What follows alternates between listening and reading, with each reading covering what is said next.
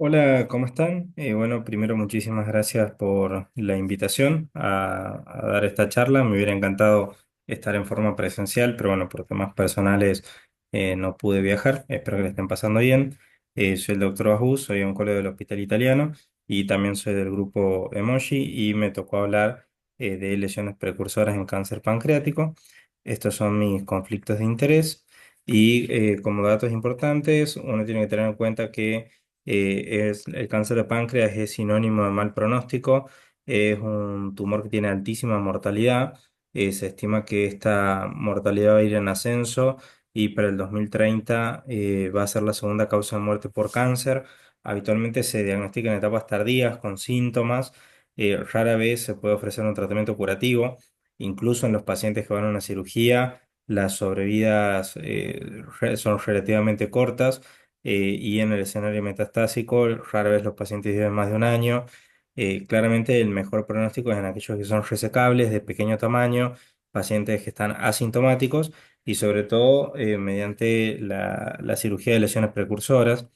Ha habido una leve mejora en lo que es la mortalidad, que probablemente esté bastante influenciada por estas IPMNs malignizadas que uno opera o estos hallazgos incidentales de estos tumores, porque la verdad que en el escenario avanzado es muy poco el avance que se vio en los últimos años.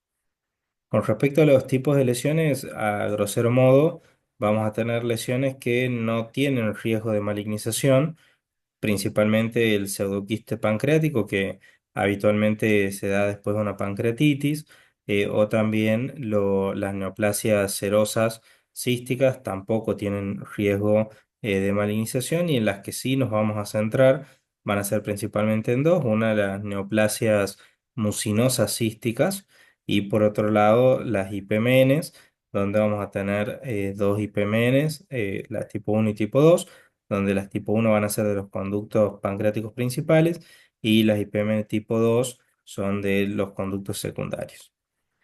Con respecto a la carcinogénesis, los cánceres de páncreas se originan de lesiones premalignas que son curables si se detectan a tiempo. Se van a clasificar principalmente en la neoplasia intraepitelial pancreática, que va a afectar los conductos pancreáticos. Son habitualmente pequeñas, de menos de 5 milímetros. Es muy difícil detectar estas lesiones por los estudios de imágenes, y la mayoría de los cánceres de páncreas se originan a partir de estas neoplasias intraepiteliales pancreáticas. Y por otro lado, las que revisten mayor interés en esta charla, que son las neoplasias intraductales papilares mucinosas. Habitualmente el 10% de los cánceres de páncreas se generan a partir de estas. Son lesiones macroquísticas que pueden ser detectadas de manera incidental, y dependiendo, vamos a ver qué pacientes son los que tienen que ir a vigilancia y qué pacientes son los que uno debería operar. Y aquí esto quiero remarcar que es muy difícil tomar la decisión de operar por la morbilidad que genera hacer una DPC o una EPC.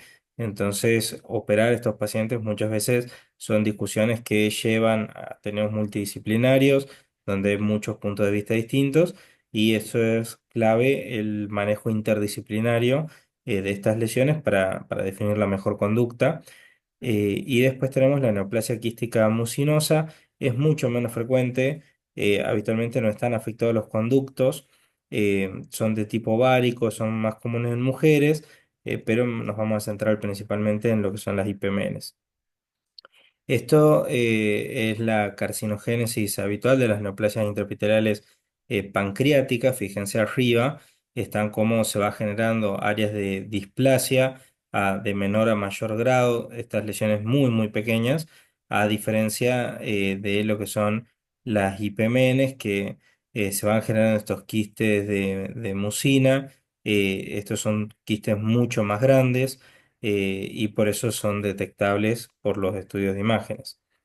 Desde que uno dice, bueno, ¿hace cuánto que empieza el desarrollo de estas lesiones?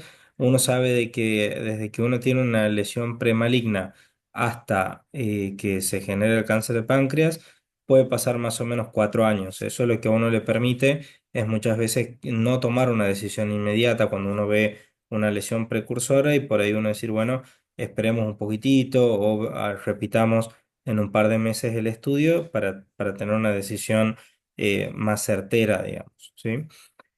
Con respecto a las neoplasias intraepiteliales pancreáticas, habitualmente tienen mucina en la parte apical.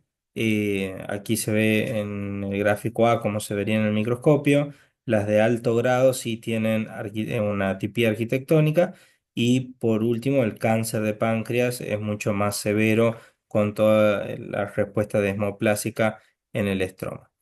El tema es que a veces es muy difícil definir estas lesiones. Primero, aquí les muestro, bueno, de una paciente nuestra, la colangio-reso, donde ahí se ve esta lesión. Si uno dice, bueno, depende o no depende de un conducto, es un IPMN, no es un IPMN, muchas veces es difícil distinguirlos. Esto es una paciente que tuvo un cáncer de mama, después tuvo un cáncer de pulmón y tuvo como hallazgo esta lesión que después terminamos biopsiando, pero que interpretamos como una IPMN que solamente se controló. Después la paciente lamentablemente falleció de su cáncer de pulmón y esto fue solamente un hallazgo. Uno siempre tiene que balancear las comorbilidades que tiene el paciente para tomar muchas de estas decisiones. Después también a veces, bueno, es más simple la imagen, donde a veces se ven esto que es mucho más claro, digamos, la forma estaquística de las IPMNs. Aquí se ve otro ejemplo, esto bueno, ya es en el corte de la resonancia. Y por otro lado, hay veces que podemos tener lo que son lesiones multifocales, múltiples IPMNs, que a veces también esto se puede confundir con, por ejemplo, en la enfermedad de von Hippel-Lindau, que pueden ser tumores serosos que no tienen riesgo de malignización, o también pueden ser tumores neuroendocrinos quísticos, que a veces es muy difícil distinguir una entidad de la otra. Este, por ejemplo, un paciente con síndrome de von Hippel-Lindau que tiene múltiples tumores serosos. Este paciente en el seguimiento ahora desarrolló un cáncer del riñón, de células claras, y el padre falleció de cáncer de páncreas y es muy difícil de, de muchas veces de tomar decisiones en un paciente de 35 años que se presentan en esta edad, que uno sabe que tiene que ser lo menos agresivo posible, de ofrecerles cirugías que le generen tanta morbilidad, por lo que son decisiones que siempre tienen que ser compartidas en ateneos multidisciplinarios. Hay múltiples guías que dicen cómo manejar estas lesiones, y quiero hablar algunas cositas de lo que son los criterios de alto riesgo, donde si una IPMN generó ictericia obstructiva, bueno, eso es algo que a uno le tiene que preocupar. A veces pasa que hay algún quiste de retención o alguna litiasis que genera ictericia y en ese contexto se encuentra una IPMN. Por eso es importante, bueno, la discusión multidisciplinaria. Por otro lado, que la IPMN además tenga una masa sólida de más de 5 milímetros que capte contraste. Eso también es muy sugestivo de que puede estar malignizada la IPMN. O cuando uno ve la dilatación del conducto pancreático en más de 10 milímetros, eso también es un criterio de alto riesgo y que muchas veces cuando uno ve una IPMN con criterios de alto riesgo, es indicación de que ese paciente vaya a cirugía o mínimamente a una biopsia. Aquí entonces vemos sí, en los dibujos un poco de lo que hablamos. Ahí vemos cómo aquí tenemos la IPMN que puede tener un área de masa sólida de más de 5 milímetros. Ahí está en la imagen. O también podemos ver que esta IPMN comprima al conducto biliar y eso genere dilatación y obstrucción, que eso es un criterio de alto riesgo, o también que haya una dilatación de más de 10 milímetros. Esas son las tres cosas que uno tiene que tener en cuenta para decir que la IPMN es de alto riesgo. Después hay signos que preocupan, donde Puede esto después evolucionar hacia un cáncer de páncreas o incluso tener algún área de malignización, sobre todo cuando son tumores de más de 3 centímetros. Para nosotros es fundamental no solamente que sea más de 3 centímetros, sino ver el crecimiento que tiene, si tiene un crecimiento rápido o no, la IPMN. Por otro lado, que estén las paredes engrosadas o que realce un contraste, que haya dilatación pero que no llegue a los 10 milímetros. La presencia de ganglios también nos preocupa, que haya atrofia en la parte distal, que esté asociado a pancreatitis o que tenga marcadores elevados. Esos son signos preocupantes en una IPMN. Aquí tenemos el mismo dibujo. Fíjense como puede ser, bueno, un tumor que tenga septos es un criterio, que haya una dilatación entre 5 y 10 milímetros, por otro lado que haya atrofia pancreática posterior, después, por otro lado, que haya nódulos de menos de 5 milímetros o que no capten el contraste, la presencia de tumores císticos de más de 3 centímetros. Esos son todos signos, bueno, también la presencia de ganglios o el crecimiento, son todos signos que nos preocupan cuando uno ve algún tipo de esta lesión. Ahora, ¿cómo lo vamos a manejar? Cuando uno tiene un paciente de alto riesgo que está con síntomas, eso es un paciente donde habitualmente nosotros en la discusión multidisciplinaria a esos pacientes ofrecemos una biopsia y un seguimiento muy seguido, o habitualmente esos pacientes van a cirugía. Los pacientes de riesgo intermedio son estos que tienen el CA 19-9, que habitualmente están asociados a pancreatitis crónica, pueden tener pérdida de peso con estos factores de riesgo, y si no tienen ningún factor ni riesgo intermedio ni alto, que el paciente está asintomático, esas IPMNs solamente las controlamos y rara vez las mandamos a biopsiar. Entonces, ¿qué tenemos que hacer? Primero, evaluar las comorbilidades y expectativas de vida del paciente. Eso es clave. Por ejemplo, el caso este que les contaba, la paciente con cáncer de pulmón metastásico. También hay que ver los antecedentes genéticos y familiares. Y siempre tiene que ser una decisión compartida con el paciente, de que uno sabe que le va a dar una morbilidad muy alta haciendo esta cirugía. Entonces, el paciente es clave que dé su punto de vista, y si quiere controlarse, si quiere operarse. Entonces, esta decisión que es difícil, siempre uno debe compartirla con el paciente. Entonces, paciente de alto riesgo siempre tiene que ser discutido en un comité multidisciplinario, y habitualmente uno debería operarlos a estos pacientes, o la mayoría de las veces uno puede proponerles una cirugía.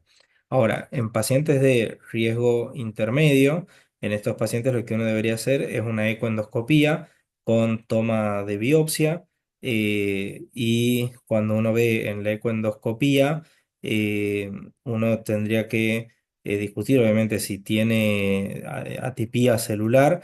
Eso es indicación clara de que ese paciente tiene que ir a una cirugía, pero también hay que discutirlo, y muchas veces nosotros en pacientes con riesgo intermedio, jóvenes, uno termina sabiendo que en el seguimiento en algún momento esos pacientes van a terminar operándose. Siempre hay que discutir en comité multidisciplinario. Cuando uno tiene quistes que son no mucinosos, ahí uno tiene que pensar otros diagnósticos, como los tumores neuroendocrinos quísticos, o que sea un tumor seroso. Muchas veces nos valemos de los valores de SEA y de glucemia en el quiste, y los que son de bajo riesgo nosotros sugerimos hacer vigilancia. Entonces, con respecto a lo que les decía de hacer la punción y evaluar los niveles de glucosa y SEA, uno sabe que las IPMNs y las neoplasias císticas mucinosas habitualmente tienen SEA alto y glucosa bajo. Que tengan glucosa normal y SEA alto en lo que no dice que sean serosos, sino que descarta que sean mucinosos, donde ahí aparecen, por ejemplo, los neuroendocrinos quísticos y otros diagnósticos diferenciales, pero no siempre son tumores serosos cuando no tienen glucosa baja o sea alto. Lo que uno tiene que tener como concepto es que un nivel de CN líquido de más de 192 es el punto de corte que nosotros usamos para decir si es mucinoso o no mucinoso, con una sensibilidad variable y una especificidad variable, pero es el punto de corte que usamos nosotros. Ahí hay un ejemplo de un paciente nuestro, donde ahí se ve esta lesión en resonancia y ahí vemos cómo la lesión estaba multilobulada con tabiques. Entonces se decidió hacer una punción donde tenía glucosa alta, sea normal. Lo terminamos interpretando como un adenoma seroso de páncreas. Así que bueno. Eso es todo. Ahora estoy para las preguntas. Creo que estuve bien con el tiempo. Este es el equipo de tumores digestivos del hospital y creo que el mensaje principal es que estas lesiones tienen que ser discutidas por un comité multidisciplinario en centros de alto volumen y que son decisiones muy difíciles de operar o no operar y siempre tienen que ser decisiones compartidas. Así que bueno, estoy para las preguntas. Muchísimas gracias.